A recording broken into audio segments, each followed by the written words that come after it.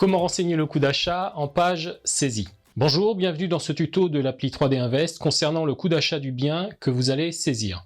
Les deux questions qu'on me pose parfois, pourquoi saisir le coût total de l'achat, achat plus travaux, plus frais d'agence, plus les meubles éventuels, et pas juste le prix net vendeur? Et l'autre question, c'est pourquoi ne pas saisir le prix frais de notaire inclus? En fait, je me suis rendu compte que souvent les investisseurs ne connaissaient pas le montant des frais de notaire avant l'achat, ou en tout cas pas avant qu'un notaire ou un banquier leur indique ce montant.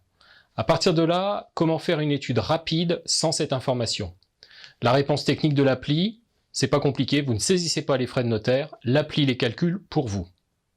On y inclut les frais de garantie, les frais d'hypothèque, de PPD, les privilèges de prêteur de deniers ou les frais de caution mutuelle. Donc il était exclu de prévoir une saisie qui exige que ces frais soient renseignés par l'utilisateur de l'appli, c'est pour ça que l'appli les calcule automatiquement. Maintenant la deuxième question, pourquoi saisir le coût total sur cette page saisie et pas juste le prix net vendeur?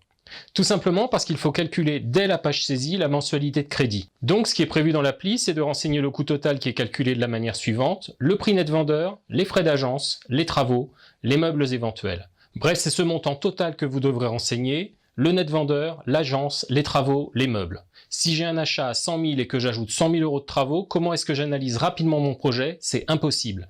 La mensualité de crédit sera fausse par exemple, le montant des intérêts calculés sera faux aussi, il sera calculé sur 100 000 et pas sur 200 000, et on aura pas mal d'informations qui sont calculées en automatique qui ne pourront pas être calculées sur les bases réelles du projet. Pour être efficace, on saisit le budget global et ensuite on affine. C'est grâce à cette logique qu'on peut savoir rapidement si le bien peut rentrer dans les clous. On indique l'apport, rien de plus, et la mensualité est calculée par l'appli. Oui, mais Laurent, si on a beaucoup de travaux, les frais de notaire, c'est pas la même chose. Oui, on est d'accord. Si on a une grosse part travaux, les frais de notaire sont plus faibles. Par exemple, si le prix net vendeur est de la moitié du coût total, les frais de notaire représenteront autour de 4% du budget global au lieu des 7 ou 8%. Et encore, ça va changer selon le niveau de l'apport. Bref, la différence éventuelle est de 3% du coût total de l'achat. Pas d'inquiétude, les frais de notaire seront recalculés plus loin si on a une grosse part travaux. Ça reste une qualité d'analyse très performante pour une analyse rapide et efficace, pour une visu rapide en sélection de biens par exemple, ou juste pour stocker l'étude en attendant d'avoir plus d'infos sur le budget travaux.